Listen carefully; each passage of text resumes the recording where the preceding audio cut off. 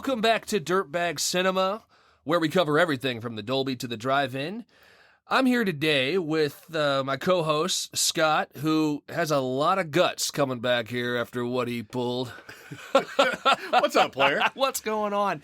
This episode is coming up right after May the 4th, and we kind of talked about it on social media and couldn't help but feel like it was a great time to maybe do a little high-level Star Wars action.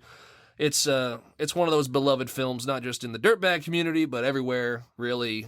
So why not take this opportunity to chat about Star Wars?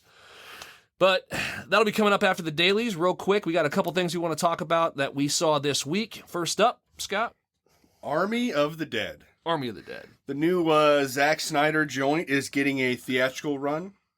It's still going to Netflix, but they decided they're going to give it... I think it's going to run for a while, but it's going to go to theaters a week before it drops on Netflix, which is spectacular. Yep. Really glad to hear that. I saw you're already interested in going down by me, and yes. I think I'm going to do the exact same thing. I'm going to see it in the theater. That's the movie you see in the theater. Right. Batista, zombies, the whole business. I'm excited for that. I saw that today, Batista, who is, I don't know, he's not The Rock yet.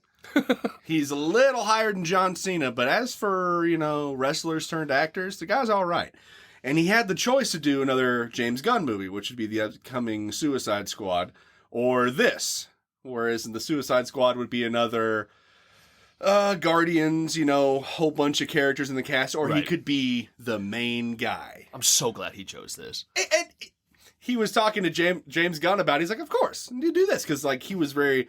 instrumental in him becoming Dave Batista. Oh, yeah. And I'm 100% glad he did this, too, because, he's made for, flexing, shooting guns, and killing zombies. And he's just going to be some guy that gets killed in Suicide Squad.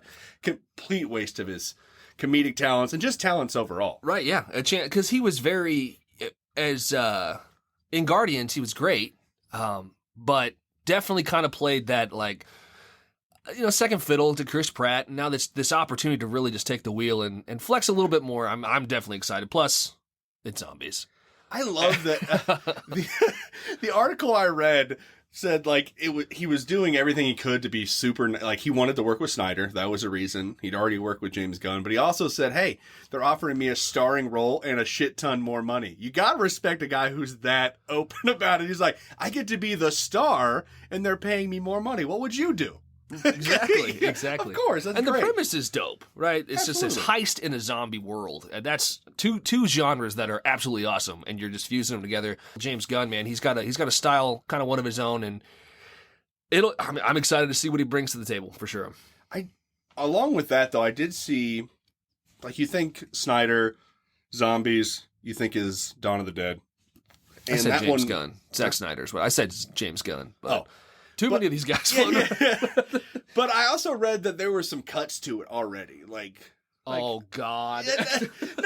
not like the Snyder cut kind of thing. But I also read that there was something to do, and I don't even know why this was an article on its own about how there was a full frontal zombie cut from the movie. I go, it's a zombie. Were people going to freak out? And it seems weird that they're already saying that they've cut this movie a little bit. And it didn't occur to me till I heard your groan that of course they're going to have a Snyder cut of this. But I hope that they didn't mess with it too much, especially while he's shooting this, people were up in arms about the Snyder cut. You'd think they just realized to let him make his movie. Isn't it frustrating? Okay, so every movie gets a fucking cut. And that's the problem I have. It's it's not news that you cut the movie. And people are just going to do this over and over again. But yeah, hopefully it's his vision, All I heard was full frontal zombie and we're not going to see it. I don't get that. Yeah, it's a zombie. It's a dead person. Yeah. What are you going to do? Yeah. I don't even know if you put that in the ratings. Dead nudity? I don't even understand that. A necro dong. You got one more thing for the dailies, right, Steven? Yes. We have coming up real soon, A Quiet Place Part 2. And I think, just put it out there right now, I think we're both fans of the original Quiet Place. Yes? Absolutely. Absolutely. Yeah. Great.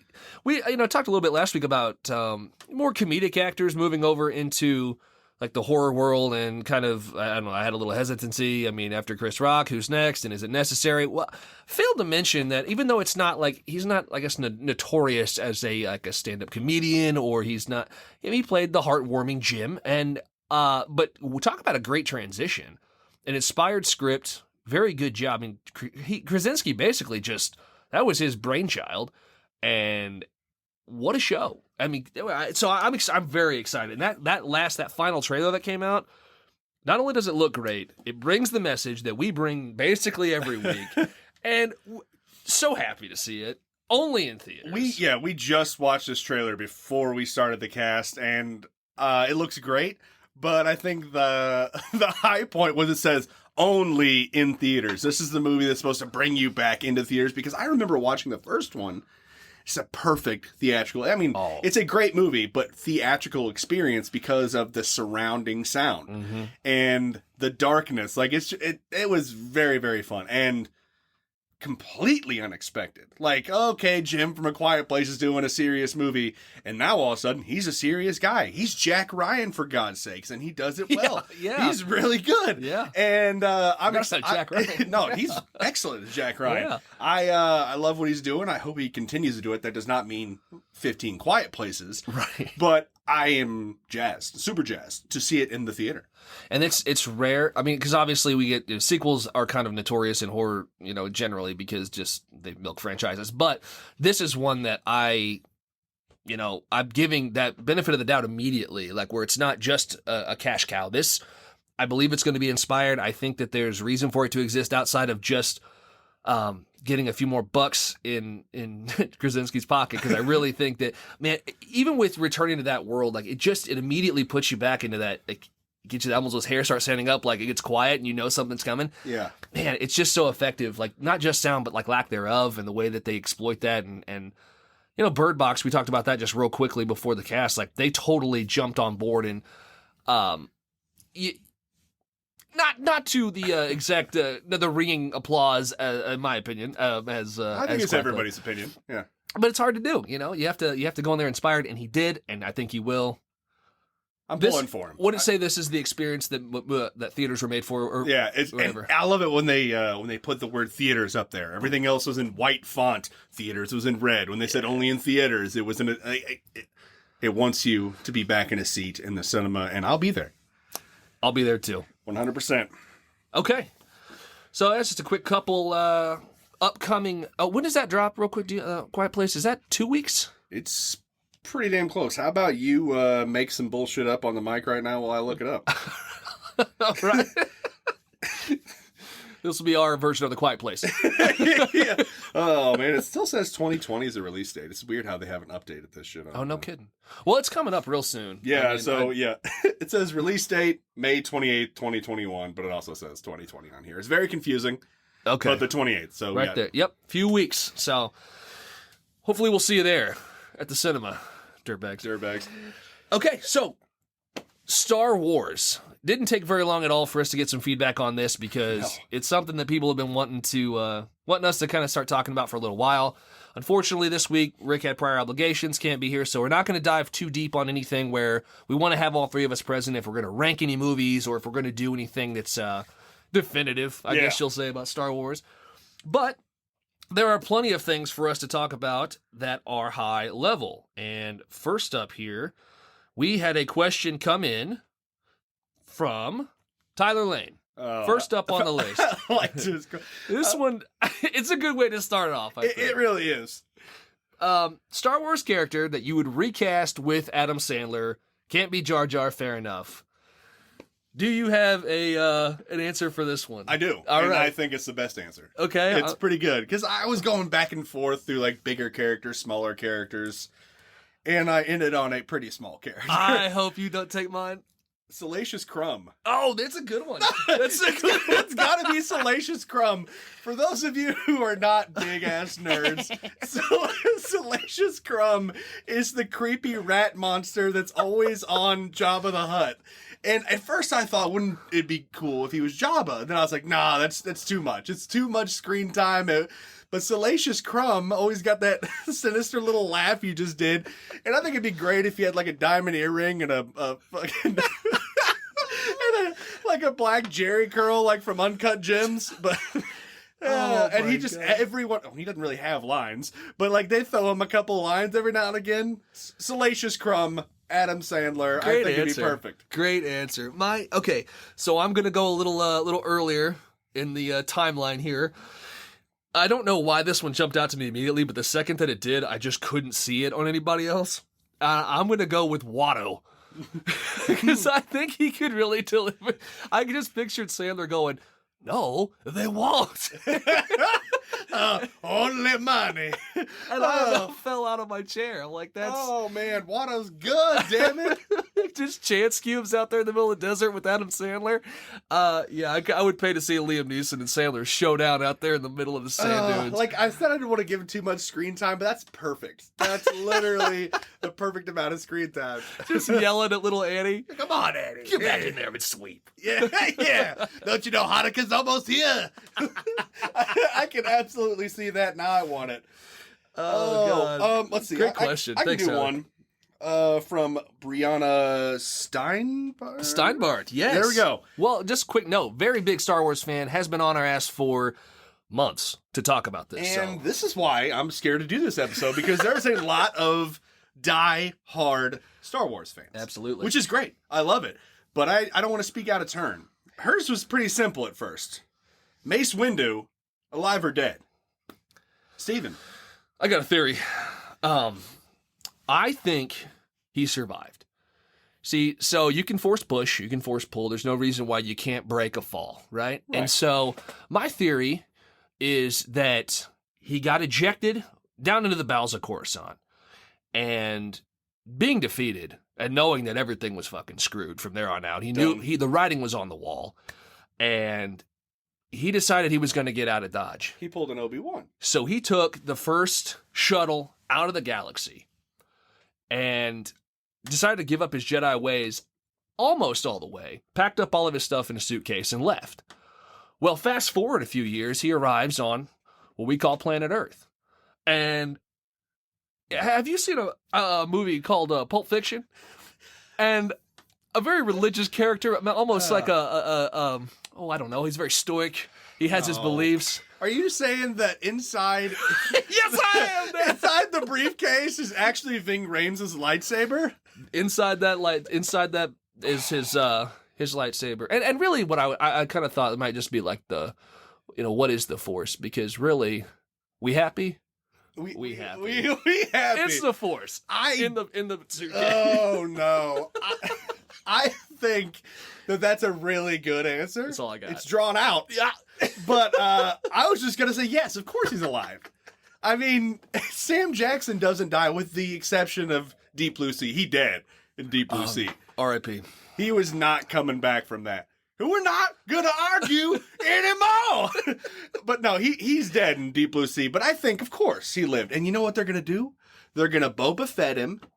And he's going to have his own show in a year and a half. Yeah.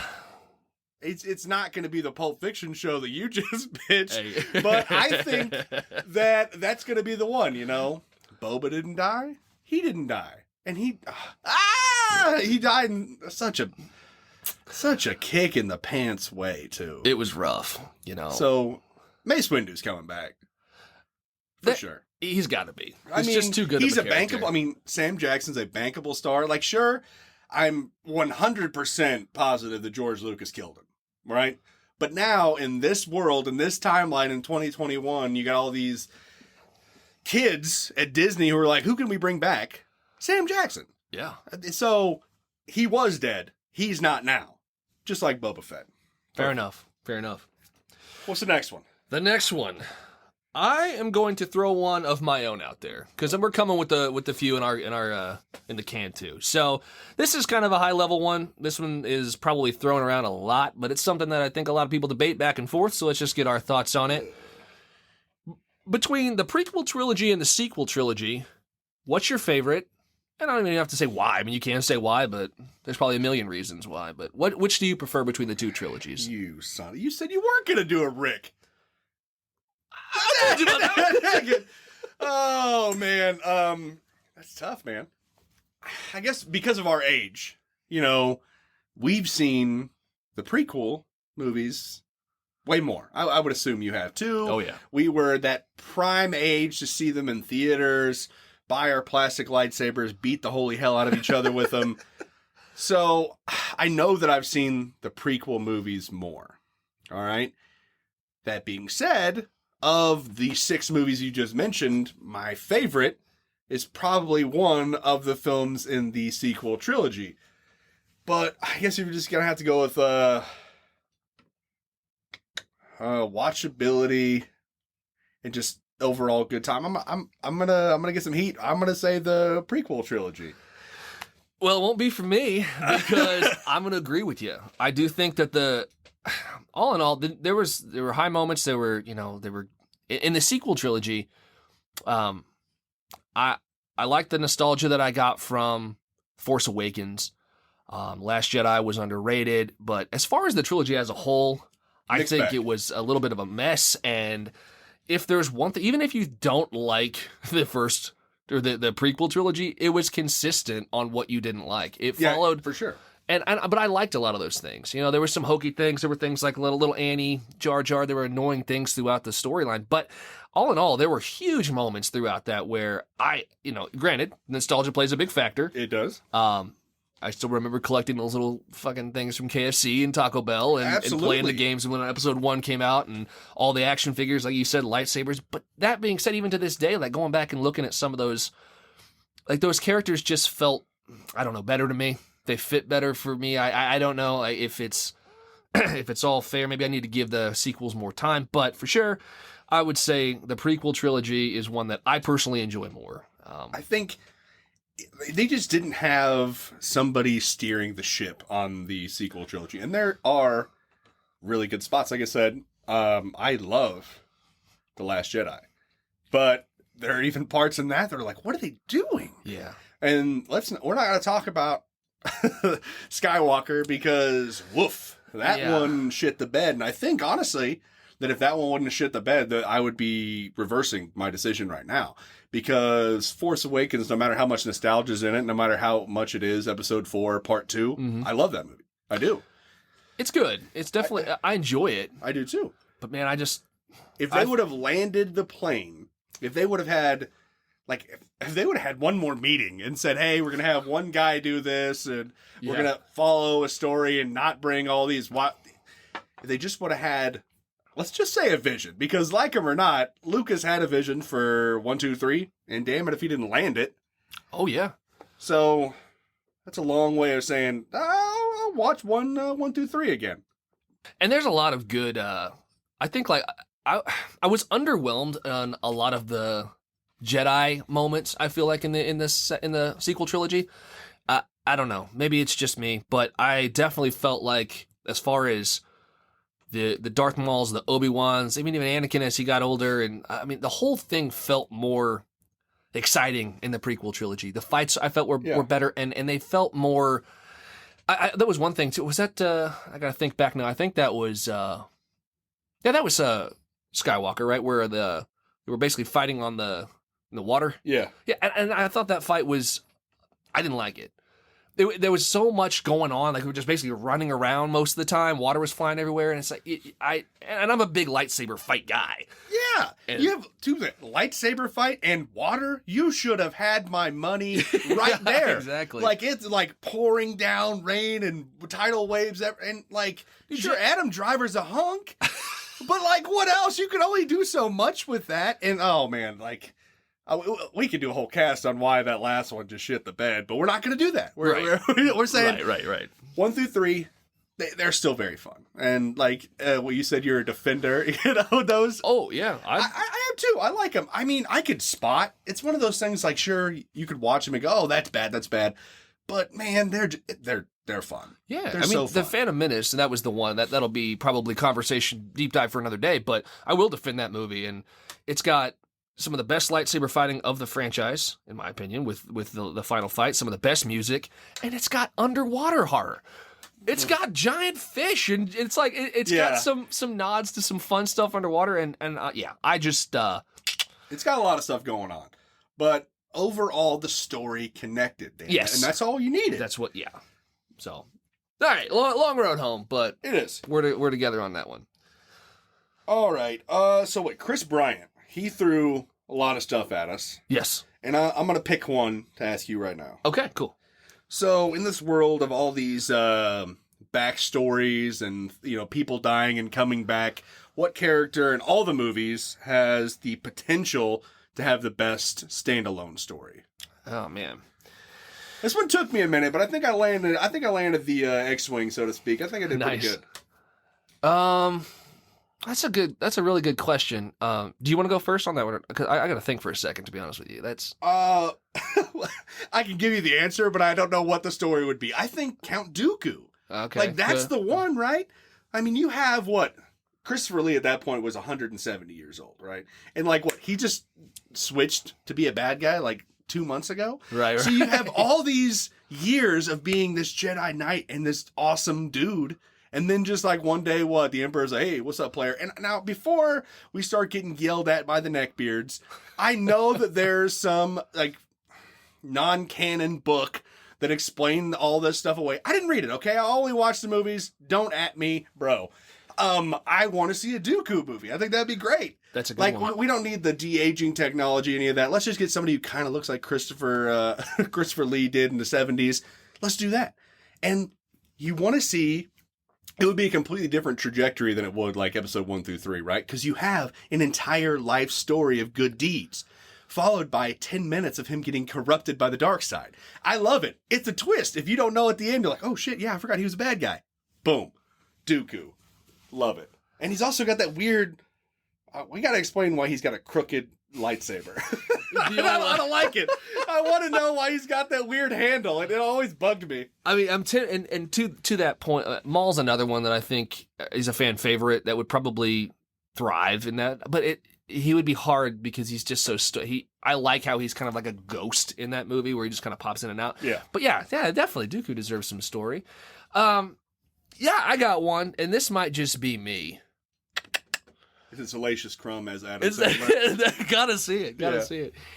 And as tempted as I am to say the guy that gets his arm whacked off by Obi-Wan Kenobi at the cantina, I'm gonna go with Greedo. Because that dude, he's sort of like...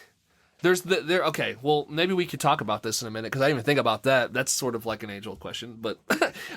yeah, good point. Right. But the dude shows up. He's kind of like Han's status. Like, he's a smuggler dude. He's working with Jabba. He's in all that seediness. And he really just doesn't get his song. He just sits down. And we just know that he's kind of like, hey, it's time to pay up, buddy. Yeah. And then see ya. But I like those bounty hunter type stories. You know, I like not just bounty hunter, but I like the smuggler thing that's going on. I mean, that's always kind of a cool world to explore. And why not give Greedo his dues? It can be a lot of fun, you know. And it's not having like a I don't want to say extraterrestrial because he's not in that world, but you know, it's not a human character. It'd be a lot of fun to kind of see what they could do with that now. And he doesn't really have the face for a full length feature, does he? Oh, he's I got don't like know. that like anteater snout kind of thing. Oh, they made the Fly, you know. Yeah, but he was only the flyer for how about the whole time. If Jeff Goldblum would just wagging his little, I don't know. Goldblum played Greedo.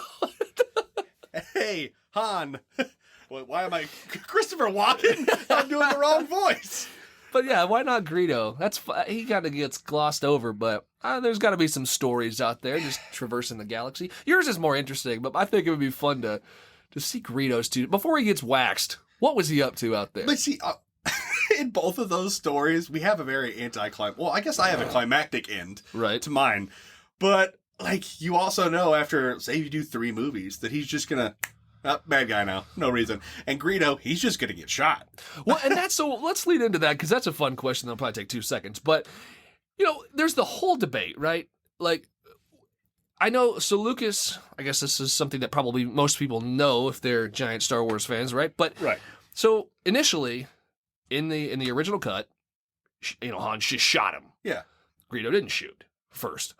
But it's always kind of been like, Lucas's whole thing was like in 97 or something like that. He flipped the script a little bit so that way Han didn't come out. He wasn't the bad guy. He can't be the hero if he shoots Greedo in cold blood almost. Like, he felt threatened, I suppose, but he just felt he didn't want to murder him. He wanted to be in defense.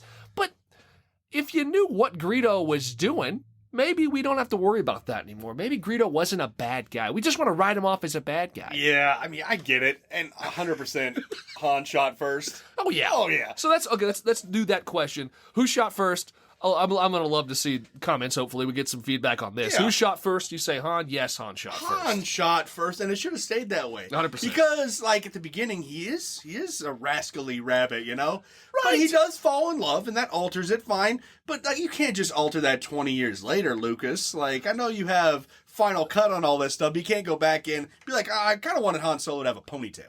What? What are you doing? Kind of makes him more of a hero. Yeah. Maybe he shot first, but it still felt like self-defense to me. Yeah. He was going to get shot. He's in a seedy bar. Yeah. This guy is an anteater face. Shoot him. Like, no. I don't care if he did have that prequel movie that did a lot of money. Like, shoot him. There's a lot of other questionable moral decisions that Han Solo makes. Ditching people, he makes the redemption move, but he still does a bunch of stuff for money and bails and all this stuff. Yeah. It's like, that's not heroic behavior. His arc was like going into the next film when he, Yes. the end of the next film, the big, I guess the big hero moment for him. Like, he turned out to be a good guy. Yes. Use that first film. You could have made him grungier, in my opinion. Oh, yeah. Yeah. That's the whole redemption arc, right? Yeah. If you don't have to cross the bridge, it's not as impressive. Yeah. Yeah. Zap Greedo. Boom. Shoot him again. Make sure he's dead. Waste him. Unload the clip. Yeah. Boo! Just give no credence to all these years of people arguing over it. No, he murdered it. He went over and robbed his lifeless corpse. That's what I want to see. Pickpockets. That's the Snyder cut of episode 4. He just goes up there and pickpockets him. Why is there an extra 10 minutes of film? It's just Han mutilating Greedo's body. Yeah, I'm all for it. But, yeah, that's kind of a notorious question for some reason. Like, who shot first? I think it's pretty straightforward. I mean, if you think it makes him more heroic to just shoot a half a second later, let's be real, too. Greedo's a bounty hunter or smuggler or whatever. He's got to have his chops with a pistol, and he misses point blank. Point blank. That just made... That's why we need the Greedo movie now. Yes. Because we need to understand that he was drunk at the bar. That's why he missed. Oh, my God. Doing all this. Because there's no way. I've never shot a gun in my life. I'm not going to miss that shot. Fuck, throw the gun at his face. You're going to hit him, right? Yeah, and that it makes the case even more so for it's gonna be like this romantic drunk Greedo just at the bar dealing with his demons. Yeah. What he just had to do to save all of those dudes, and this was maybe this was his way out to save his family. He had to get got Han. me really feeling for Greedo. Oh man. Anyhow, Han shot first. Han shot first. But who are we going to get to play Dooku? But I digress. Same thing. Chris Bryant threw a load of stuff at us. We can't say Vader, okay? That's just the preface here. Okay. Your favorite villain in the Star Wars canon, but I mean, for me, there is no other villain except for Darth Vader. He's one of the greatest. I mean, I think if AFI had him at number 1 or number 2, whatever, for a good reason. He is synonymous with villain. Yeah, just he's spectacular. evil. And you also had 6 movies to make the guy a villain. Right. Okay? So that's moot. You can't say Vader. Apart from Darth Vader, who's your favorite Star Wars villain? It's going to take me 2 seconds. It's Darth Maul. I love Darth Maul. I love the fact he was played by Ray Park, stuntman, going ham. Always. One of the only guys, because, God bless Christopher Lee, but that energy that Ray brought to that role, I loved it. And even to this day, going back and watching that fight, it's he's out there doing flips and cartwheels and having a good time. And it paid off. And really, Sith Lords, historically in the films, are a little clunkier, a little slower, and when you get that athletic side to this, I mean, that just felt more angry, like the rage coming out, the red eyes, the face paint, I guess it wasn't painted up. That's his skin tone, dual tone He's going on. not like Sting, the wrestler. He Okay. didn't do his makeup before he Just went a out to fight. baseball Yeah. bat. But yeah, for me, it's easy. I still, to this day, I know that I kind of glossed over it. I do think it'd be fun I would totally watch anything on Darth Maul, if they want to do backstory, I do think that there was some stuff that they've done, maybe in, I don't know if it's cartoon, in the animated series, the Clone Wars. What did you think about when he popped up in the Solo movie? So I was sitting in the theater going, what? There was a lot of people around me also going, what? Oh, they took a lot of swings in that, but that was by far the wildest. There's somebody like me out there that just wants to see him again. That's really like, yeah. You know, but that's my bet. What do you got? Mine's not that. Okay. Surprisingly, General Grievous. There you go. Grievous is just a stone cold pimp. Like, what is Grievous? Number one, like, you could probably answer this for me. What is Grievous? Like, is he like a lizard monster under the, like, when he gets shot, you can see some, like, scales or some shit. He's got a heart. He's a PSA for don't smoke. Like, that was, yeah, like, he's got his mini arms, his lightsaber collection. He's not a Jedi. He's not a Sith. He's just a dude who has lightsabers. And he's the only bad guy in history where emphysema is like a character trait. And he makes it so, like, he's just over here hocking up along. You're like, this dude's bad, man. Yeah. Going back to that prequel trilogy, what a great fight, right? Yeah. General Kenobi. And he popped up out of nowhere, and he stole everything for me. And he was a chicken shit, too. Like, they threw so many character traits to this guy.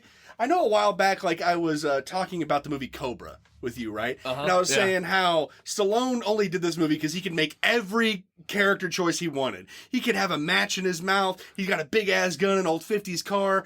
Everything he wanted to do, he did in this character. That's what they did with General Grievous, but it worked. He just showed up. And I don't know what he was. I need to look into it because I would have loved to have come to this with more information. I just love that guy. I don't know what you call him. I mean, very reptilian droid-like dude, but absolutely. Why did he have a heart? Why did he have this? What? Great question. I wish. I now wish that we would stop this so I could go read because I want that movie too. What the hell is Grievous up to? That's a great question. I love that guy, General Kenobi. And the whole fight style with the windmill type thing, very cool. Yeah. Very cool. Every time he's on screen, I'm invested. I love it. When he's like hunches over, like scrambles for the ship. Yes, that's the thing. He's this bad dude when he's talking, but like when you look the other way, he's like, oh, and he's just running away.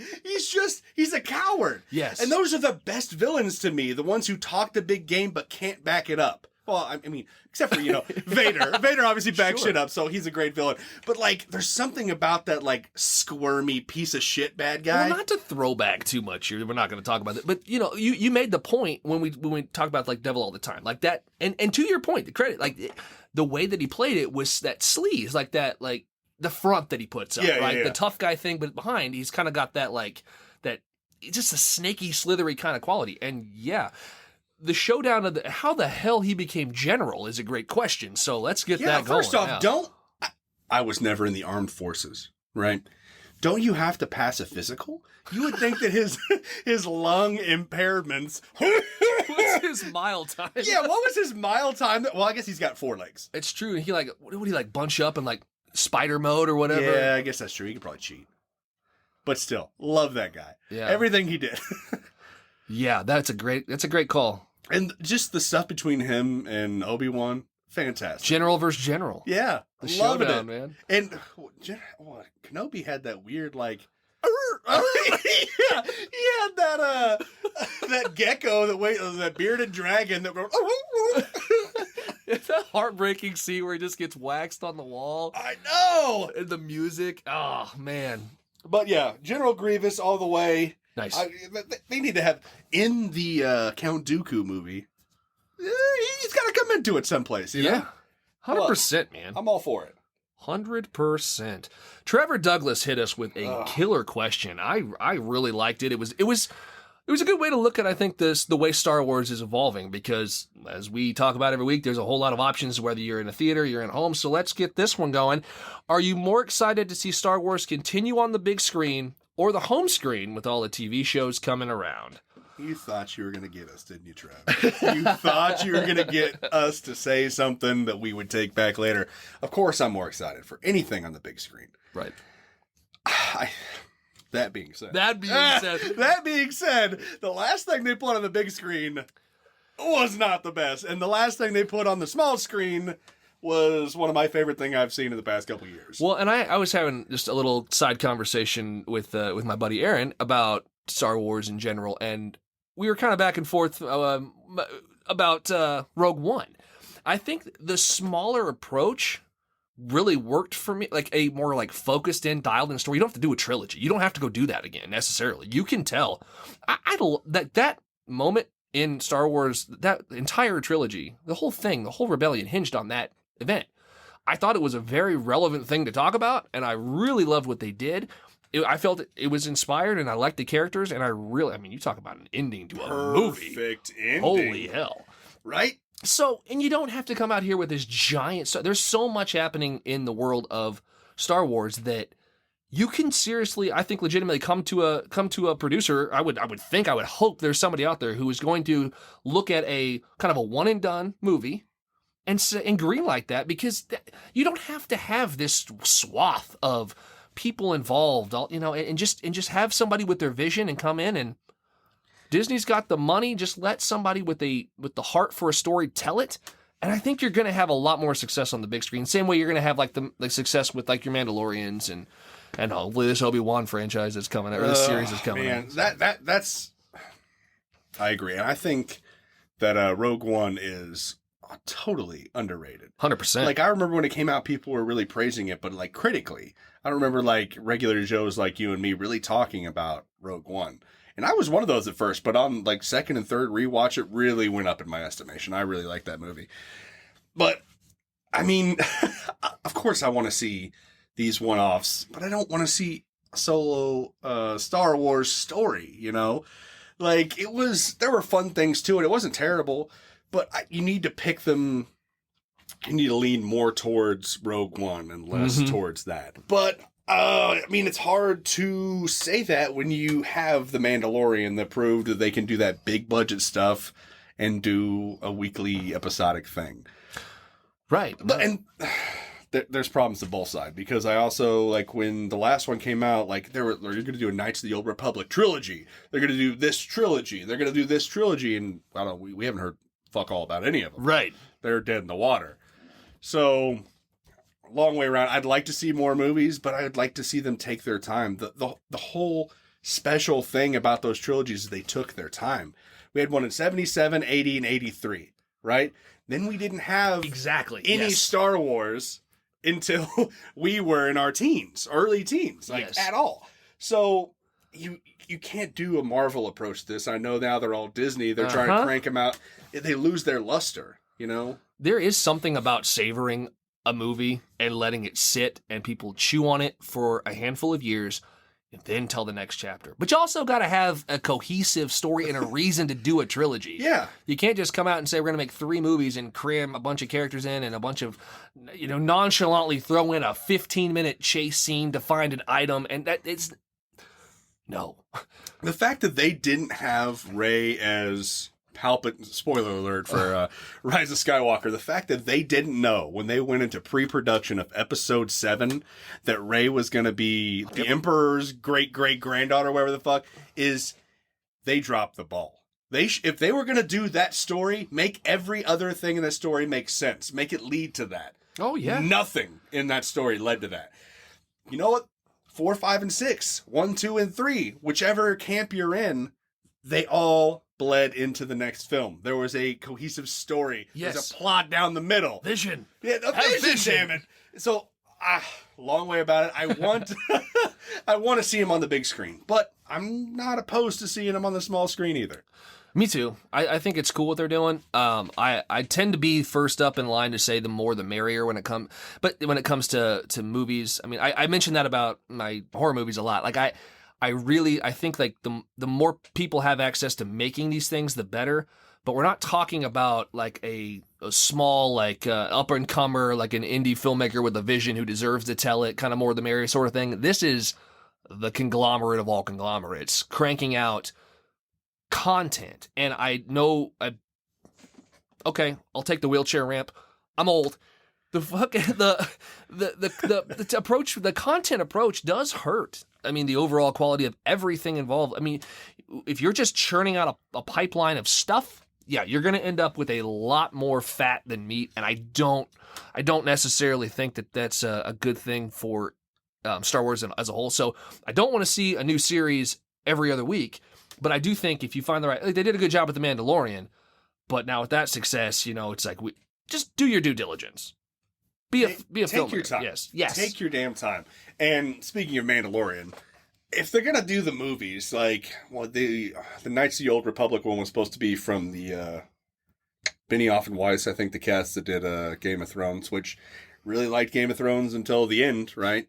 So hopefully they don't, piss the bed of the last one. Right. Just give it to Filoni and Favreau, man. Obviously they've earned their stripes. Favreau knows what the hell he's doing. Yeah, I mean, they really do. Both those guys, they got the chops for it. Obviously, they know what to do on a big scale. Favreau's been doing big budget movies for a long time. Just give them the reins for one and see where it goes from there. Don't plan 18 different trilogies set 40 years from now. Just give them one. Make them do that.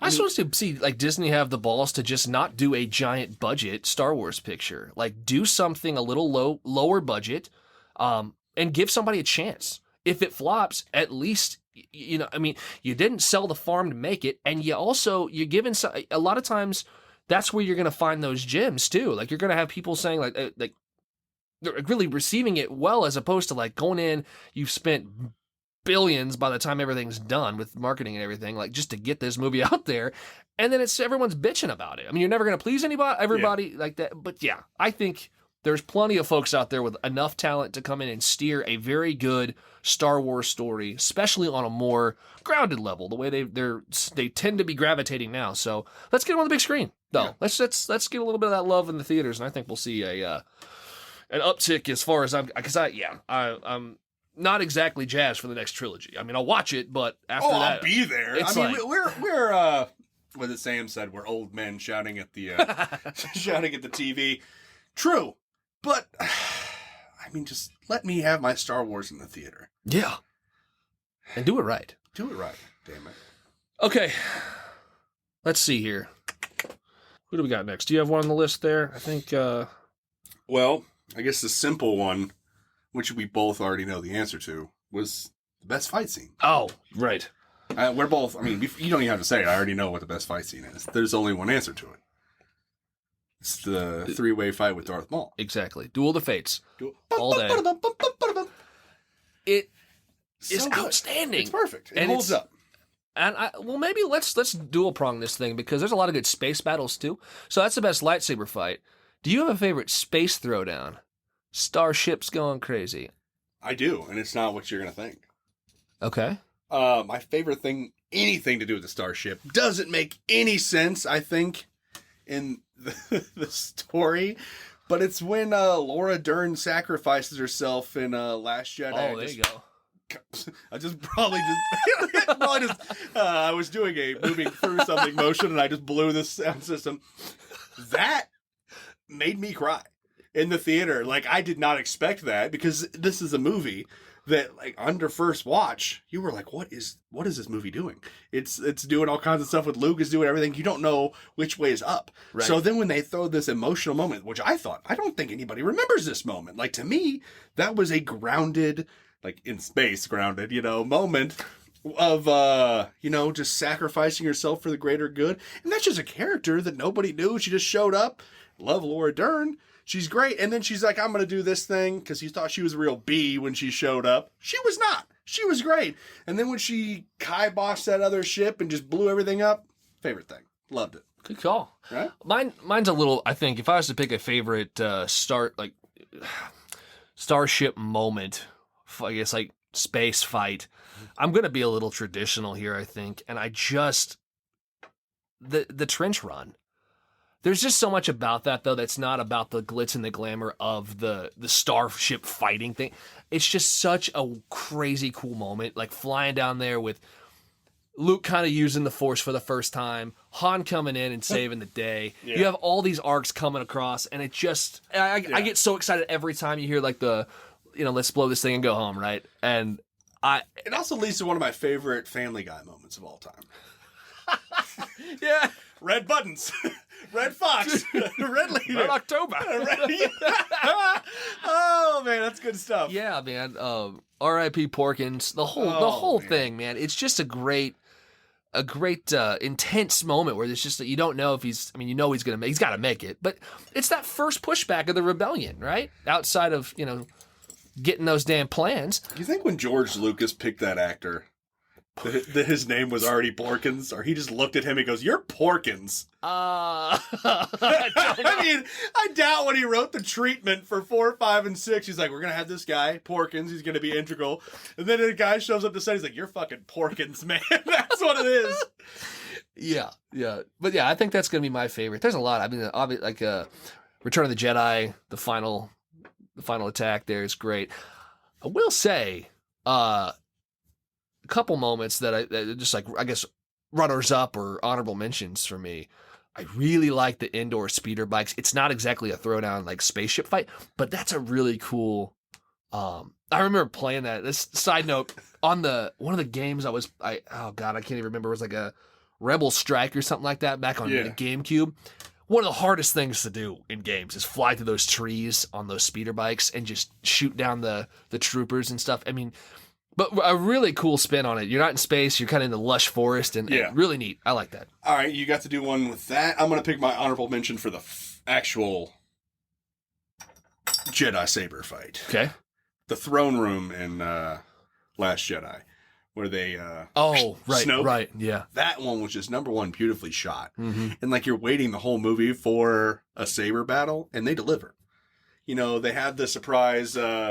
Yeah. They had it's so good. They had the surprise death, and then they had the fight that follows. Oh man, so good. I love that. It's almost like that belonged in the end of everything. Like it was just so well executed, and the death hit hard. And if you just would have had that level of intensity at the end of the trilogy, I think I would have been a happier camper. But yeah. No, you're right. You're right. All the red and just the way the colors kind of flowed there with the lightsabers. I think it was well executed. Runner up for lightsaber fights. Oh man. That's a real good one. I think, how do you not mention Obi-Wan and Anakin in Revenge of the Sith? Oh man. Obviously. It's such a good, you talk about choreography too. I remember watching like the making ofs on that. My God, when the they hours got their they put in. And oh man. Moving on. Okay, so you got any other questions on your list? I think I'm taxed on questions. The overarching one is, how do you think Disney is doing, and what do you think they're going to do going forward? Like, when you heard, you're probably like me, when you heard that Disney was taking over the world, you're probably a little upset. I was. And they've been about 50-50 for me. Like, they still produce, like, non-Star Wars stuff that's very good. But their Star Wars track record is not perfect, right? And I think a lot of that does stem from, like you mentioned it, like the success of other franchises in their wheelhouse. Like, there's so many things now that are becoming cool. Like, because, people can attest, like, there's been the Star Wars fanatics. There's always been. It's a large community. But now it's being fronted as, like, some of the most popular entertainment in the industry. And it's not exactly, that doesn't always translate to the right. I don't know. I feel like putting more money behind something does not give you, what you're looking for all the time. And Disney, I think, just did that. And I would give them a letter grade, maybe. If I'm just giving them a grade on how they've performed, I would probably give them about a C. I'm sort of in the middle. I think that they've done some things right. More often than not, it's been their stuff on TV. Yeah. But it's like, the potential's there. It's like you've got a troubled student in your class. It's like, just do your homework and you'll do fine. It's just, you're not doing the work. You're just out. And I think that, like I said, if they hone it in and stop approaching this thing like everything has to be a trilogy fireworks show and really tell some more fun, grounded stories but then flex that muscle in the right places, use that money where it matters.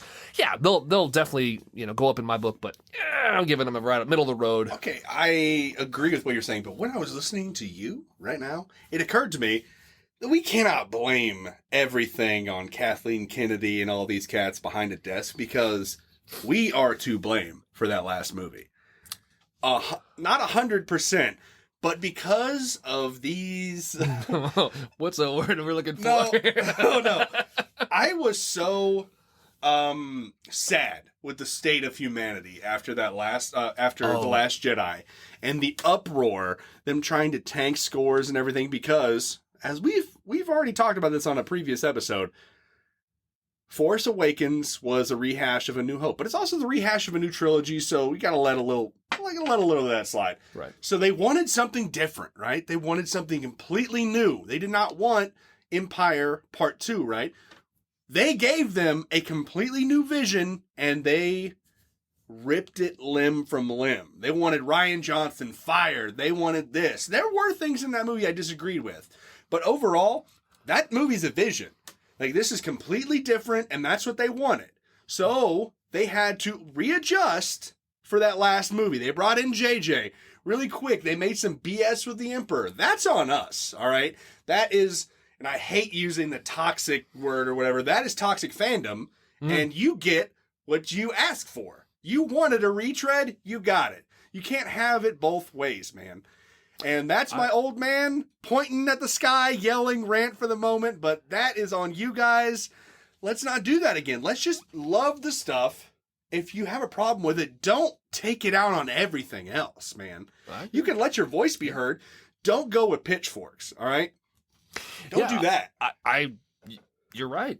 I mean, that's it. The backlash was out of control, and I maybe it always would have been if we would have had the ability to put it out there the way we do now, with every single social media outlet, right, and how loud one troll can be.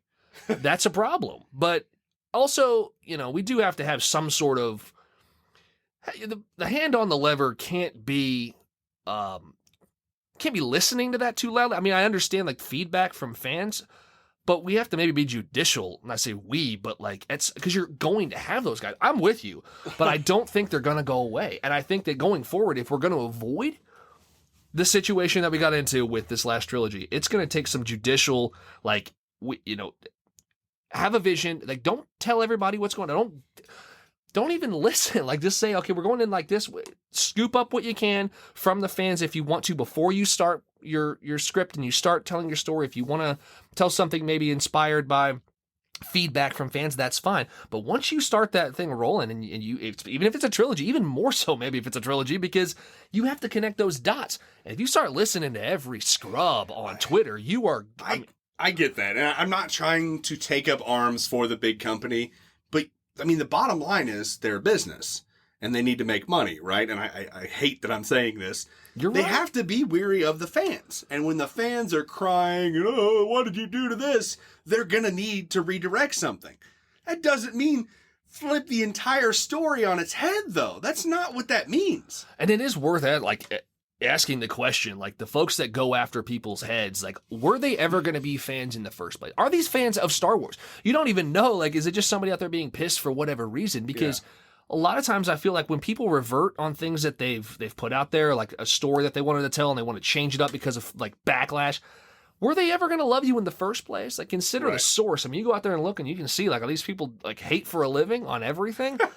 Take a hike. This is you're right. It's a business, and you do have to be cognizant of that. But that's the beauty of like telling the story back when Lucas told it. Like, there wasn't, first of all, there was no way for him to hear all this shit, first of all. And second of all, like, it was a brand new thing. And now that all these people have their minds made up, we're in a weird time, but man, it's a tough puzzle though. I'm not going to sit here and act like I know what it's like to be in that boardroom dealing with those many millions of bucks. There was no right answer for that. I think they chose wrong. But I mean, I would like to be in that spot because hell, I wouldn't have to go to work all the time. I just go to the boardroom. But oh man, it's tough. I just hope that maybe they learn their lesson for the last three, or the next 3 rather. Like, I just fingers crossed.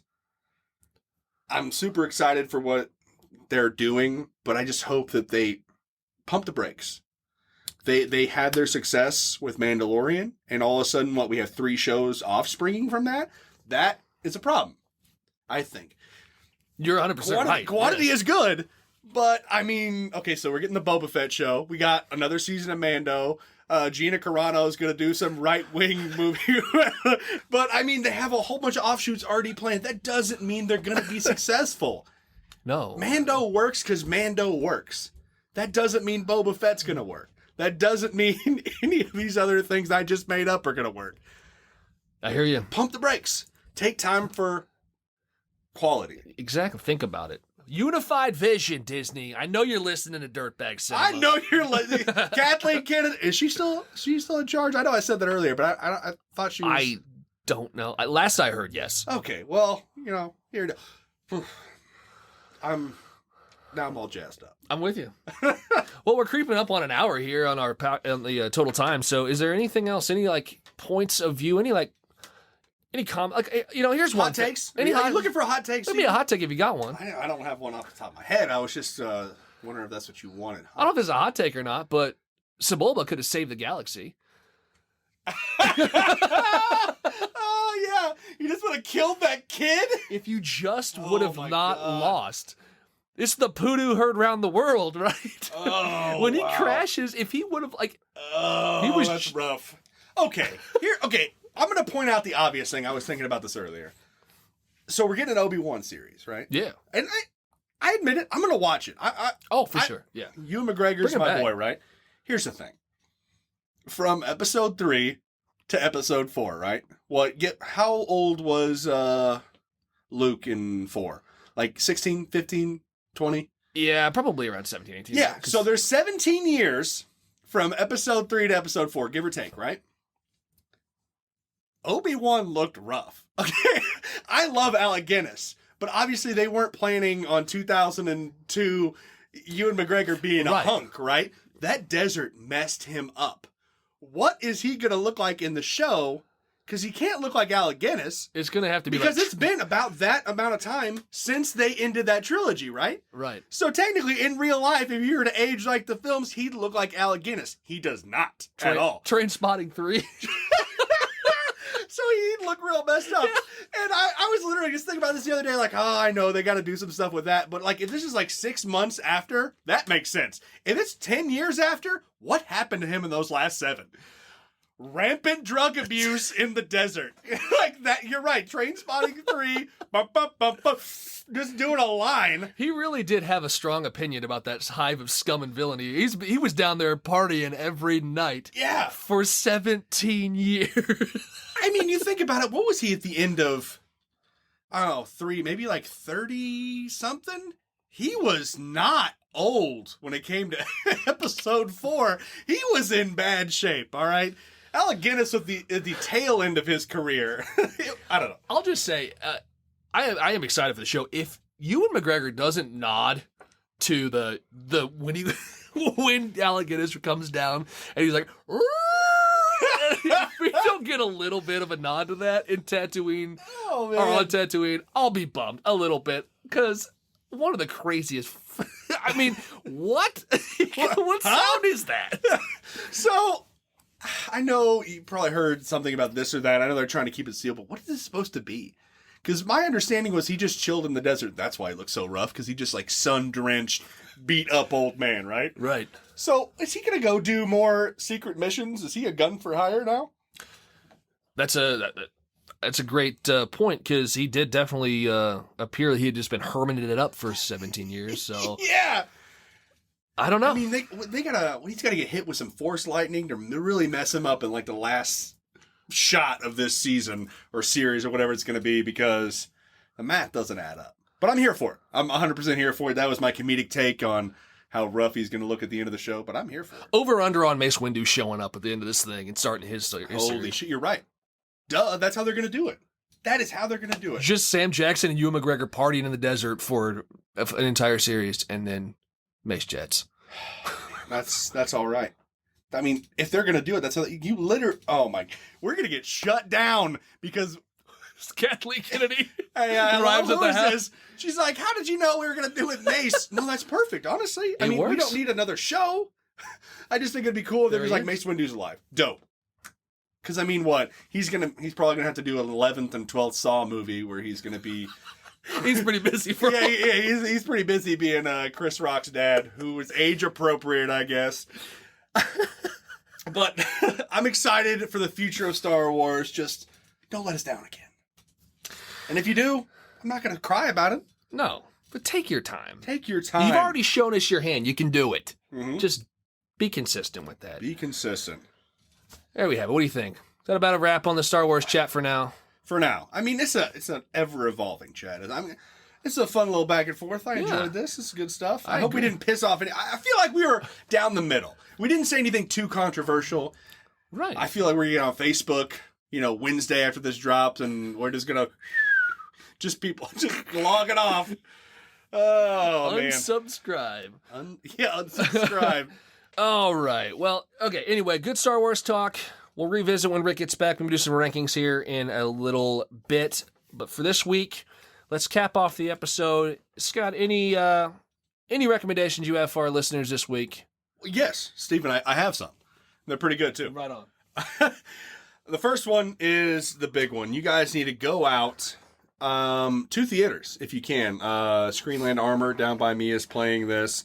And if I'm not mistaken, it's also streaming on Hulu. I could be wrong on that, but you can look it up. You can find it out. Another Round. It's the new Danish film that just won Best Foreign Language Film at the Oscars, directed by Thomas Vinterberg, starring the incomparable Mads Mikkelsen. Every single thing this guy does.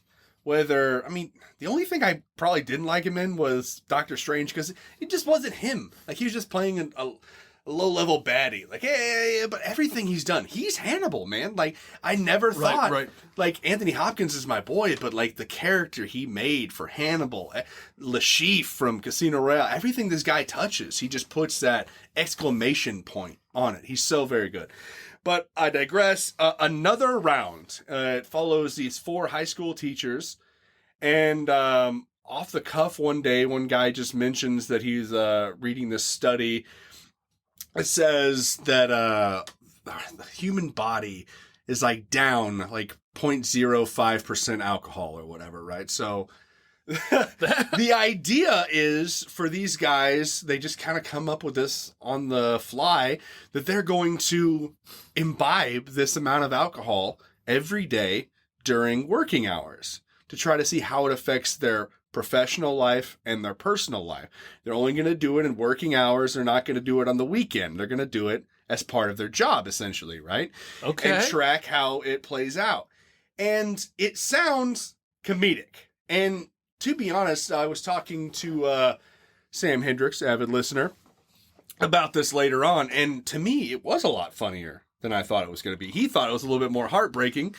But it's both of these things. It doesn't choose a side. It doesn't say this was a good idea, this was a bad idea. Well, I guess to some extent, it's towards the end, it kind of draws a little bit of a line. But what I didn't realize is that the Danish have a different like drinking culture than we do. Like obviously drinking at work is frowned upon and stuff like that. But there's a whole bunch going on in this. A whole this, like, it's quirky when they're trying to get drinks in while they're working at high school, stuff like that.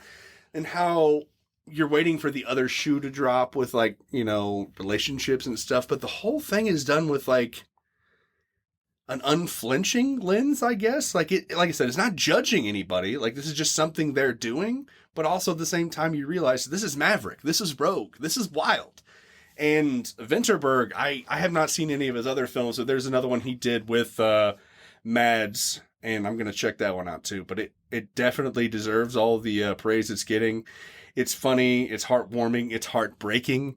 It's just a fun, great movie. Nice cocktail, you might say. It's a really good cocktail of just everything you could ask for in a movie. And I was really happy to see that there was like half a dozen other people in the theater with me seeing a Danish movie about alcohol culture. That's dope. Yeah, I was real happy to see that. So if I haven't really I'm giving you broad strokes here, but it's something you need to see. Something you really need to check out. I don't care if you're not a fan of subtitles. Forget that. Just go in. You'll ease into it after a couple of minutes. I haven't watched a foreign film in a while either. It takes a minute to get acclimated again. Mm-hmm. But as soon as I was keeping up with them, yep. Oh man! As soon as you get back, it's just so good. And man, you forget that this is also like the land of IKEA, right? Little houses. Everything's all put together, and Mads Mikkelsen has perfect hair. That's the last things I'm going to say. It's a great movie. Absolutely see it. It deserves all the recognition it's getting. Awesome. The other one, I got home and I was just going through movies that I bought, and I was like, you know what? I haven't watched this yet. 1957's Night of the Demon. This movie's a banger, Steven. I know you haven't seen it yet, and I know I'm going to let you borrow it because it's spectacular. And sounds just tailor-made for someone like me. Jacques Tournier's 57 joint. I don't really know any of the actors. They're kind of unknowns to me. I mean, they've been in some stuff, but I haven't seen a lot with them in it. This movie is one that I've heard on like every one of the big name lists. Is like one of the best horror movies, right? But it was like super hard to find for a long time. Like Scorsese puts it in his top 10, stuff like that. Like, that's pretty high praise. So when I saw that Indicator, Powerhouse Films had it, I snatched that bad boy up, and it's been on my shelf ever since. So I just got the wild hair last night, threw it in the Blu-ray player, and it's a winner. So good. It's a couple of scientists are trying to debunk and also put a spotlight on a satanic devil cult with witchcraft and all kinds of stuff. And this guy's got he literally has a neck beard, so that was pretty good.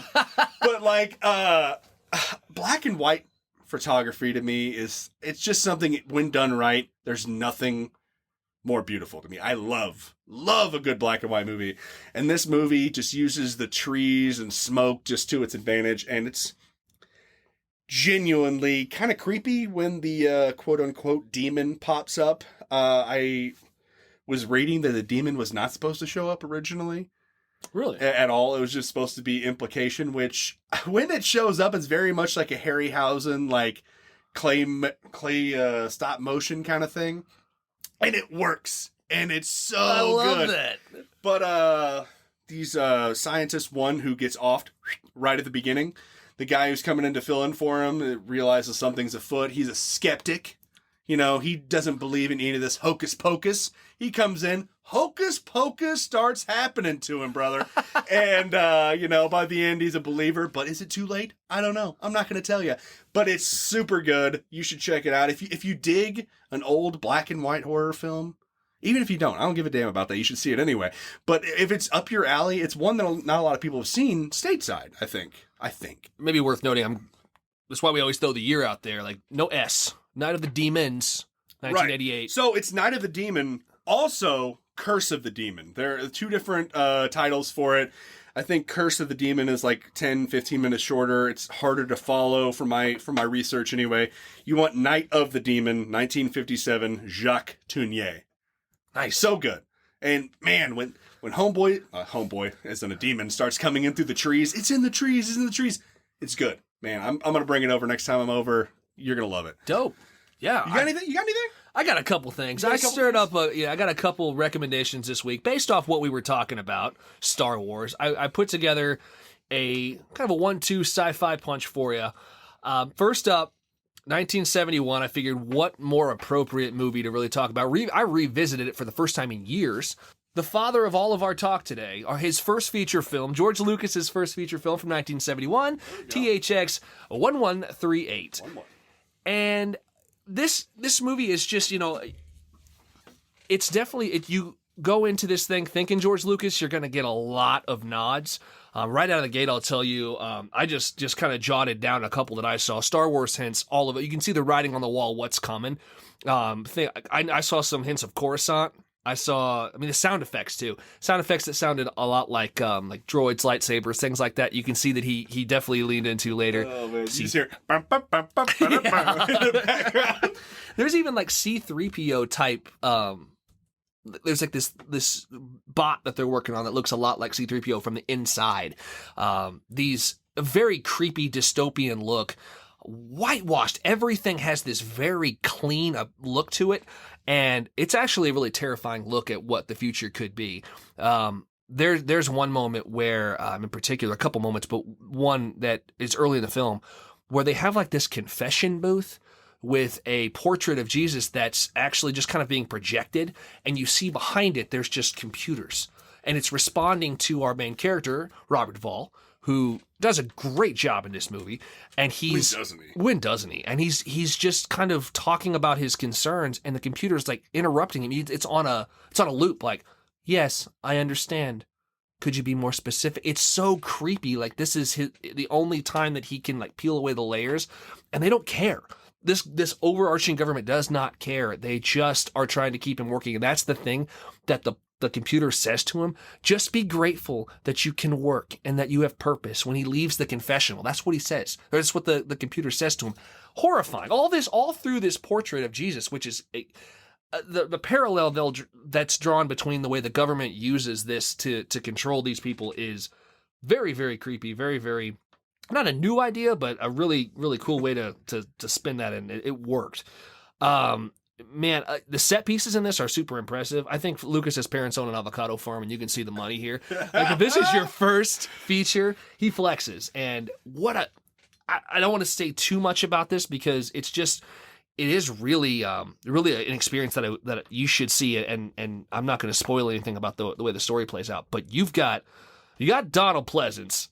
I'll say that. You've got a really cool performance by him, and just a really like almost like neurotic guy. But as this thing plays out, it leads up to this like final like 15 minutes that's off the chain, man. Just an incredible chase sequence that you wouldn't know that this was a director's first movie if you didn't read it on the box. I love every minute of this movie, and I hadn't revisited it in a long time, and I'm glad I did because it's one that I think fans of Star Wars, you're going to see it all over the place. You're going to see, and even like towards the end, like that chase sequence, you get the Death Star trench run hints.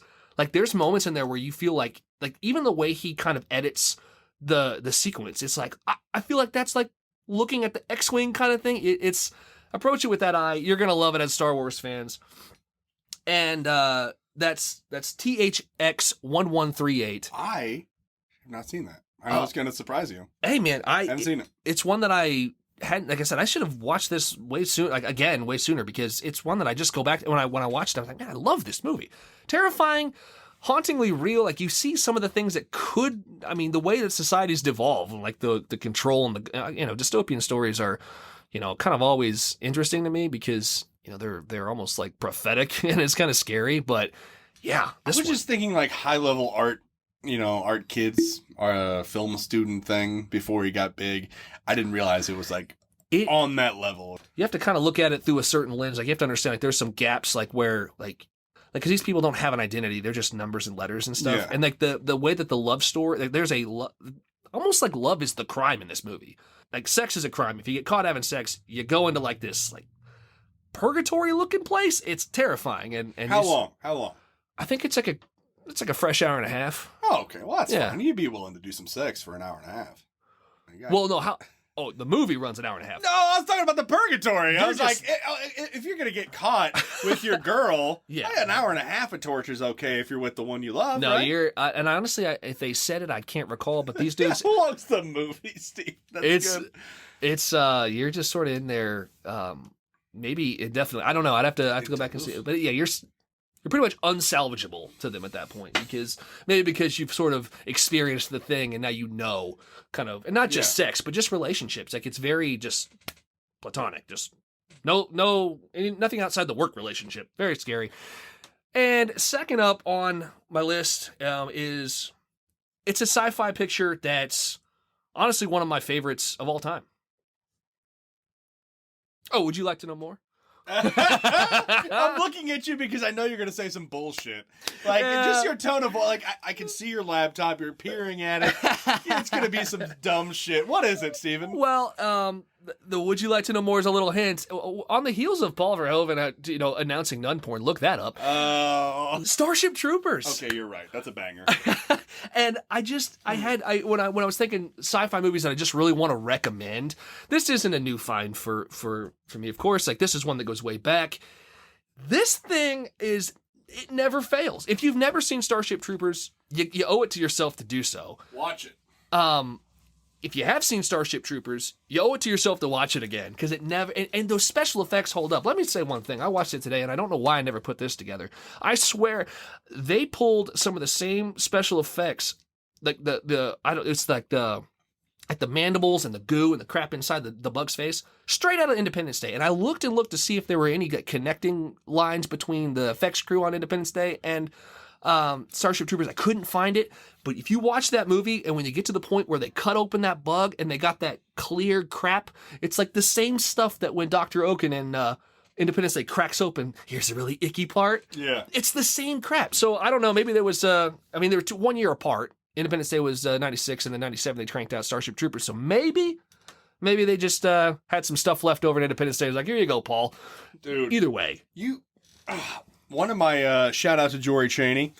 He loves these movies. And I was always like, I saw it when I was younger. I was like, okay, yeah, that movie's okay. That's when I started to get kind of snobby. I was like, that movie's nothing, it's a fucking space bug movie.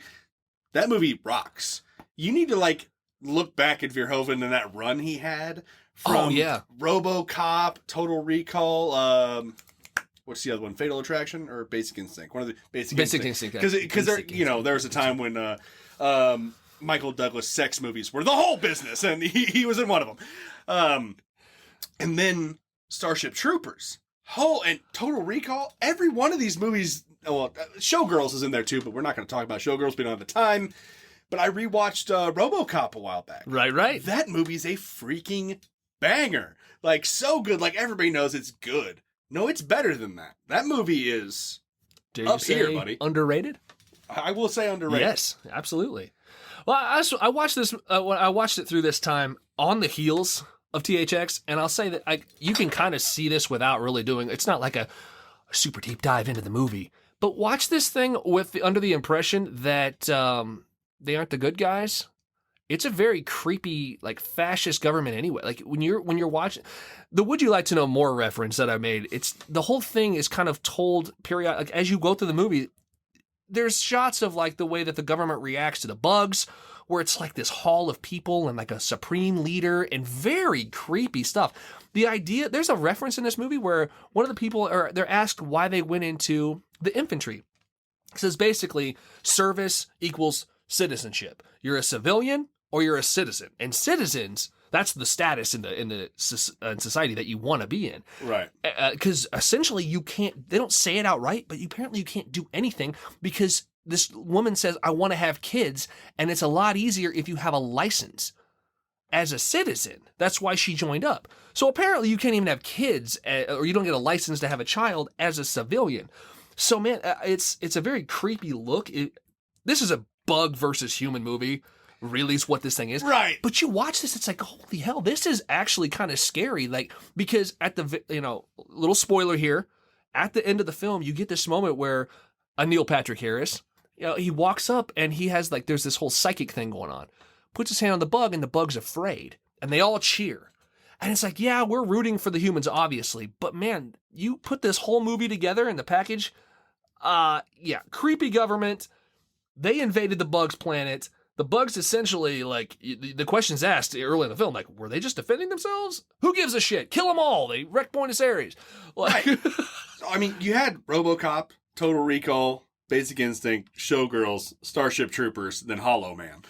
There's some diminishing returns there, but I digress. With Total Recall and RoboCop, and especially this one, you have the political undertones there, which, if you're a kid like me watching it at first, yeah, he's crazy violent. Forgot how violent RoboCop was. They shoot him to death 150 times. And this Starship Troopers is a gore fest too. Yeah. These dudes get ripped apart and the bugs get slaughtered, and it's just They bring it in when we're 12 and we watch it because of the gore. Then when we're 31 and we watch it, we're like, oh, there's some allegory for the government and police states and everything in there. Yeah. Right.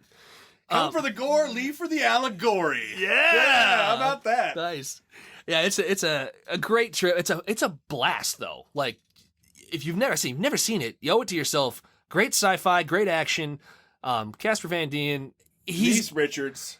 Right. Man, there's You got some old, supporting cast in there. Old Michael Ironside. Michael Ironside, I was gonna say. Michael Ironside kills it. But yeah, it's a trip. Great cast, great effects that hold up to this day.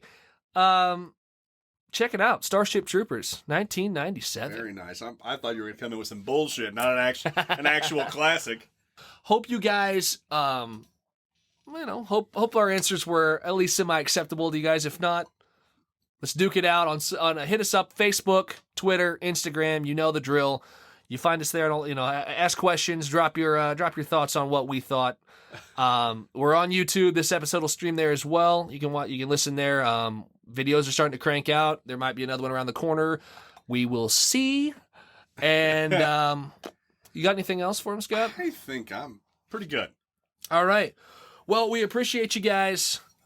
May the force be with you. And until next time, we'll see you at the cinema, Dirtbags.